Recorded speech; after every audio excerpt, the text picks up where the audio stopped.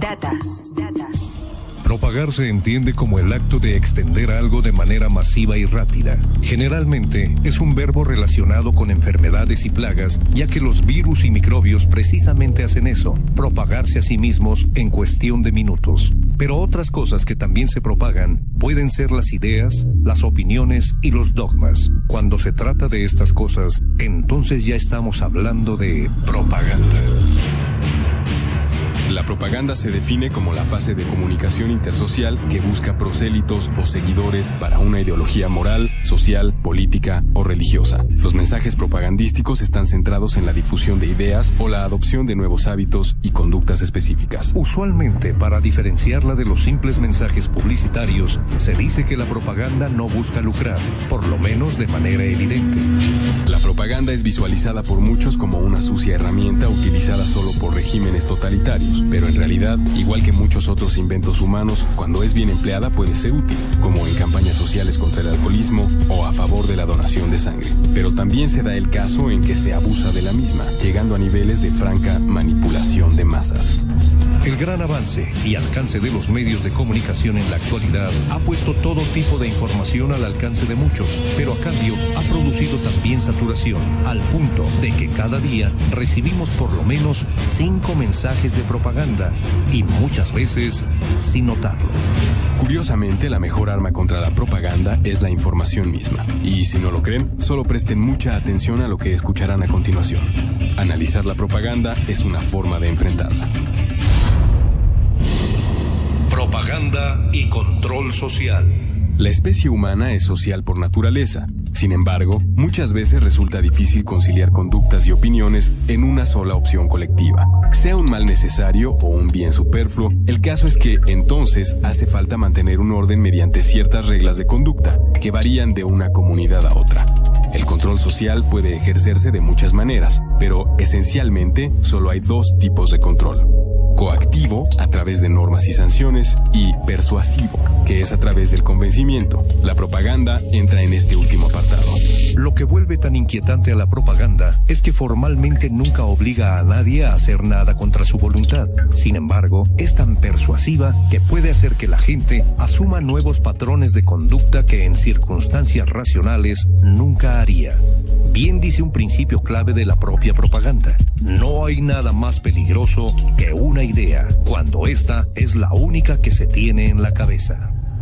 A los propagandistas les interesa generar respuestas y reacciones rápidas, particularmente pasando de largo el proceso de pensamiento racional. Para lograr esto, se apela a las emociones humanas, de ser necesario, apoyándose en la ambigüedad del lenguaje y ajustando la lógica a su conveniencia. Se habla a veces del poder de los mensajes subliminales, pero estos no son nada comparados con el poder de una verdad a medias en manos de la propaganda. La propaganda puede ser tan descarada como un símbolo político o tan sutil como un inocente chiste racial. Y como se ha comprobado históricamente, desde Hitler y Stalin hasta el activismo político y la llamada Operación Liberación Iraquí, es un método que funciona para hacer que muchos asuman lo que les indican unos pocos.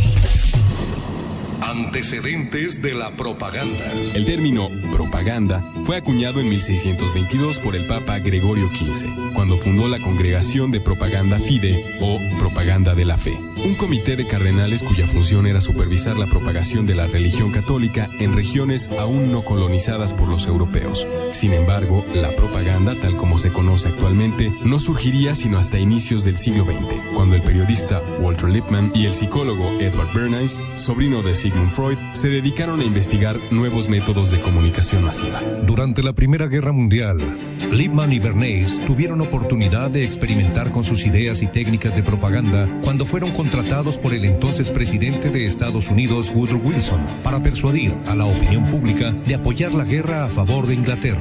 ¿Les suena familiar esto? Fue así como se realizó una intensiva campaña de propaganda periodística y mediante carteles fomentando una histeria anti-Alemania. La propaganda resultó todo un éxito. La población civil apoyó al 100% la decisión de participar en la guerra. Impresionado por los alcances de la propaganda, Adolf Hitler decidió usarla también para ganar y asegurar su poder frente al partido nazi. Hitler como político era más bien mediocre, pero gracias a un hábil manejo de técnicas de propaganda se ganó el apoyo del pueblo alemán al fomentar un temor infundado contra Rusia y presentar al partido nazi como la única alternativa para mejorar la situación de Alemania.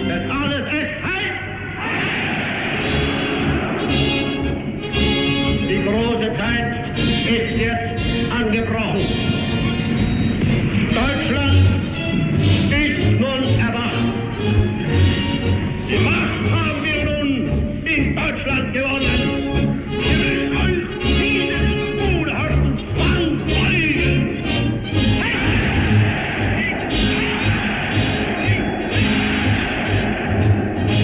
Tiempo más tarde, la propaganda nazi era realizada por el Ministerio de Información Pública y Propaganda, o PROMI, según sus siglas en alemán.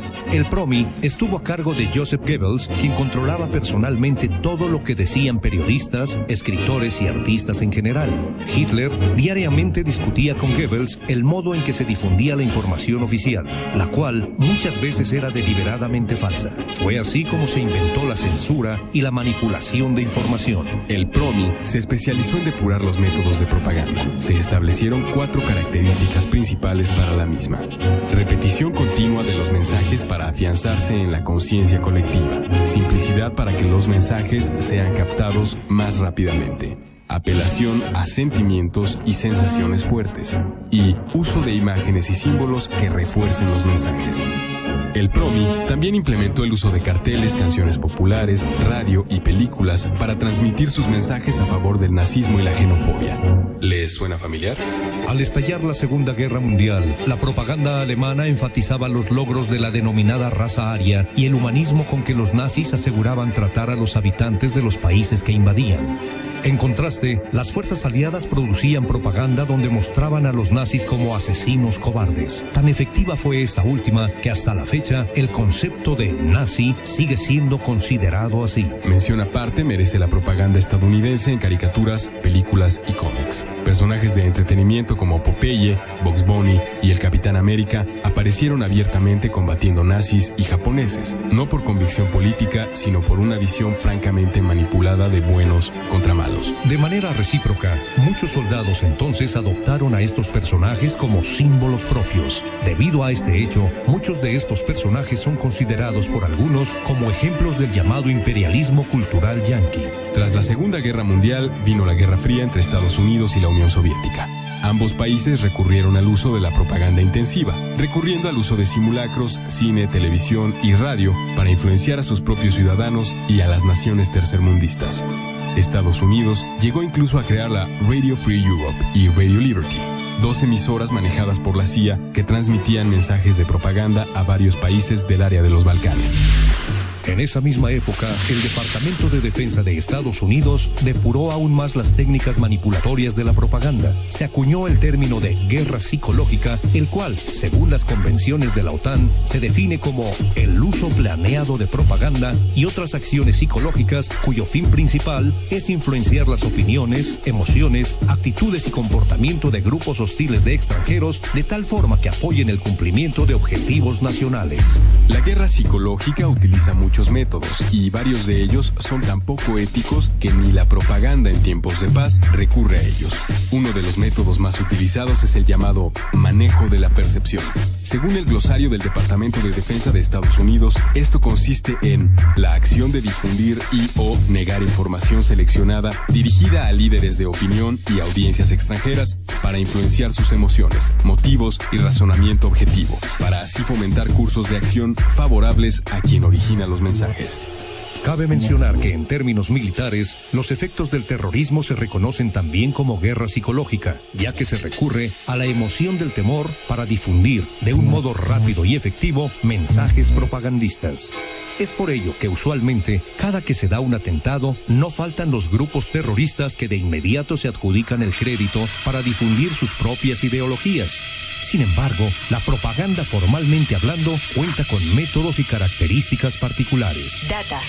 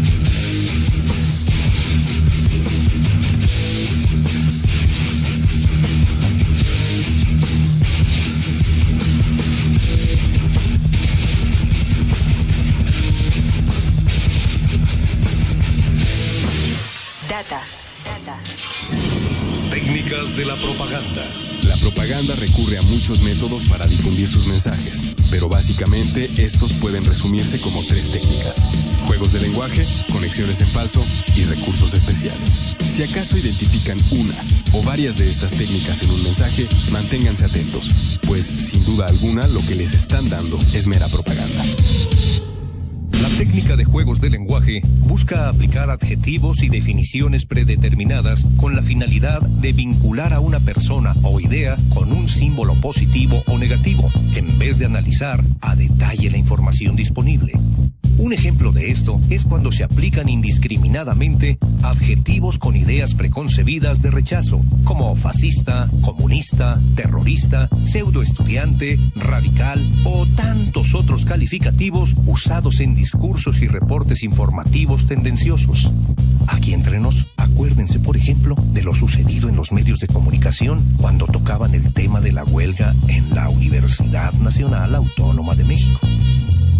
Otra opción, en un sentido inverso, es usar generalidades potencialmente atractivas. Conceptos como cultura, democracia, patria, bienestar, entre otros, son un tanto ambiguos y significan cosas distintas para cada quien. Cuando el propagandista habla de alguna de estas cosas, uno inmediatamente piensa en su idea particular y la primera reacción es creer que el propagandista usa el término en el mismo sentido que uno, y como consecuencia uno se vuelve más susceptible a aprobar el resto del mensaje persuasivo sin cuestionarlo. En ciertas situaciones, los propagandistas optan por usar eufemismos para lograr que algo sea menos cuestionado por su audiencia. Por ejemplo, todo lo relacionado con la guerra es considerado algo reprobable. Así que para suavizar un poco esta imagen, los militares utilizan términos como daño colateral para referirse a la muerte de civiles, o nombres irónicos como Patriot o Peacekeeper para denominar misiles de destrucción masiva. Dentro de las conexiones en falso tenemos el recurso de la transferencia de autoridad. Esta es una herramienta mediante la cual la propaganda aprovecha la autoridad, sanciones o prestigio de algo, para propiciar su aceptación o rechazo inmediato. Por ejemplo, ya que muchos son los que respetan y reverencian la religión, para un propagandista es fácil transferir la autoridad que la religión representa para ganar aceptación en algo que en otras circunstancias podría ser rechazado. Cuando un político incluye en alguno de sus discursos alguna alusión religiosa, no hay pierde. Invariablemente está haciendo propaganda. Pero mucho ojo, amiguitos. No solo la religión es usada con frecuencia, también principios como la democracia, la moral, la ciencia o la medicina. La propaganda nazi, por ejemplo, racionalizaba sus políticas racistas recurriendo al prestigio de ciencia y religión por igual. Una variación de la transferencia de autoridad es la transferencia de aceptación popular mediante el uso de mensajes de tipo testimonial. Un testimonial consta de usar a algún líder de opinión o figura pública para que, utilizando su prestigio, gane apoyo o rechazo a determinada idea o mensaje. Puede hacerse contando con la persona físicamente o utilizando citas como según 8 de cada 10 médicos o apareció en CNN, etc. La idea de los testimoniales es enfatizar una idea legítima, pero un abuso de este recurso se presta a distorsión de la verdad o malinterpretación deliberada. Pero mientras más admirada o seguida sea una persona, hay menos tendencia a razonar y criticar objetivamente sus testimoniales. Por ejemplo, en 1992, Barbra Streisand apoyó la campaña de Bill Clinton y Arnold Schwarzenegger lo hizo con la de George Bush. Ambos son celebridades muy populares, pero ciertamente eso tampoco los hacía personas lo bastante informadas y capacitadas como para que supieran bien cuál opción política era la mejor.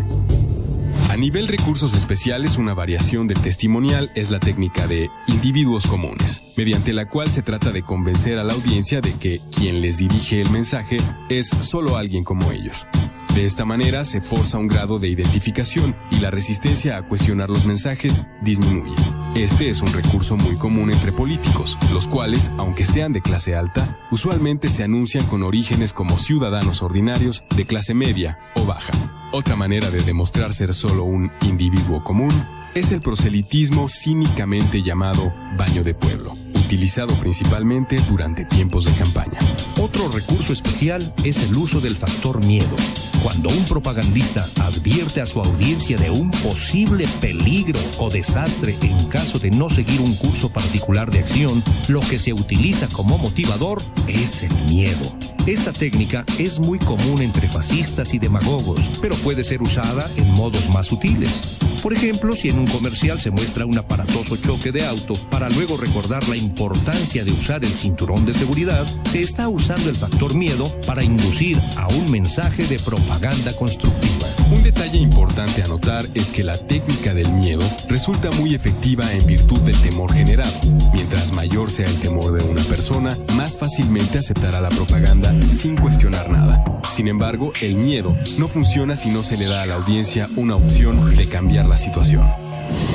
La teoría de los memes. No podemos hablar de propaganda sin la teoría sociobiológica de los memes. El término meme fue utilizado por primera vez por Richard Dawkins en su controvertido libro El gen egoísta.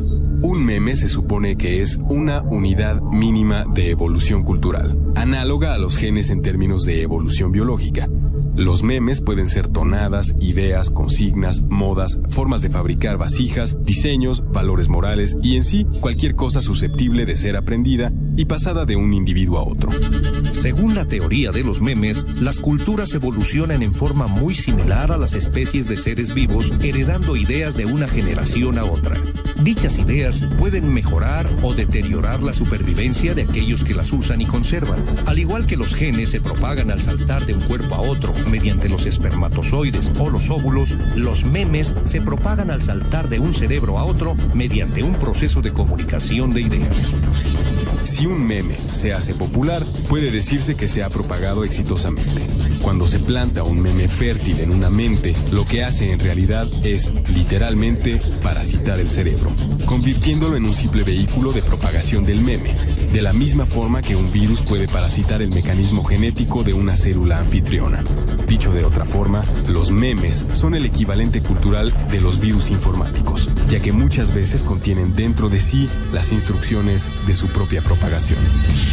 Contrario a los genes biológicos, que pueden ser removidos de la reserva genética con la extinción de los organismos que los portan, los memes solo mueren a través de medios como la crítica, la persuasión e incluso otros memes más fuertes.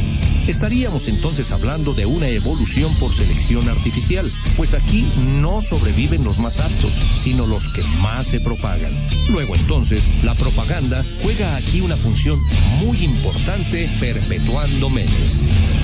El estudio de los memes es llamado memética y actualmente es considerada aún como una protociencia sociológica. La memética se fundamenta en aplicar principios de la evolución biológica en contextos culturales. La evolución no depende únicamente de la reproducción y la herencia, sino de la capacidad de mutación y adaptación. Los memes particularmente dominan esto último, pues conforme las ideas se propagan, asumen los cambios necesarios para ser más aceptadas y memorables con el paso del tiempo.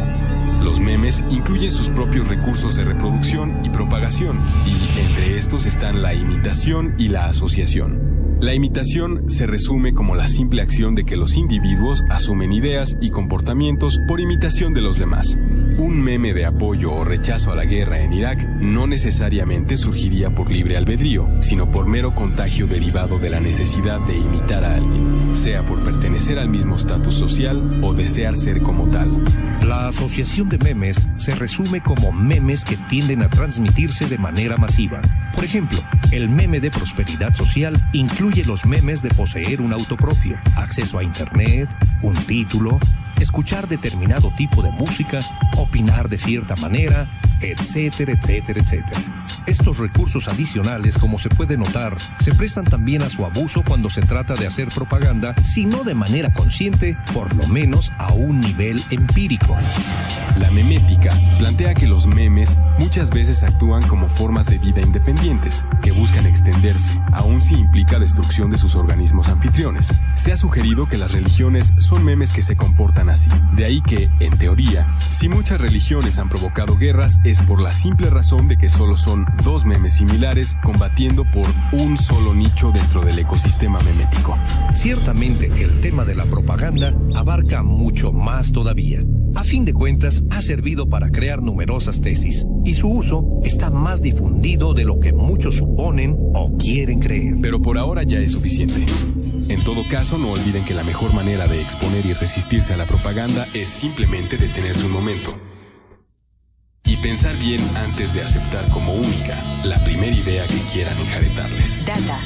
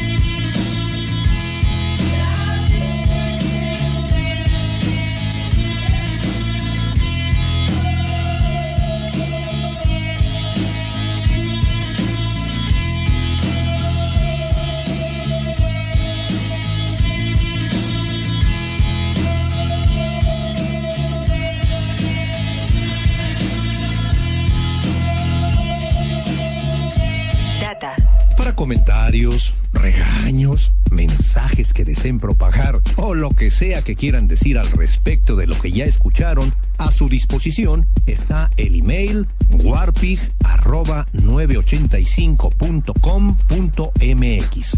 Y por si no lo sabían, aquí no repartimos copias en audio, pero estén atentos para cuando salga al aire la repetición en segunda vuelta. Data Propaganda es un trabajo de difusión de información producida y elaborada por el Warpig e Israel Pérez con la ayuda de Javier Umpierres. A información proporcionada por Uriel A. Durán. Las voces fueron de Raúl Espinosa de la Fuente y Julio Martínez. Data es una producción de Radioactivo para el 985. Data.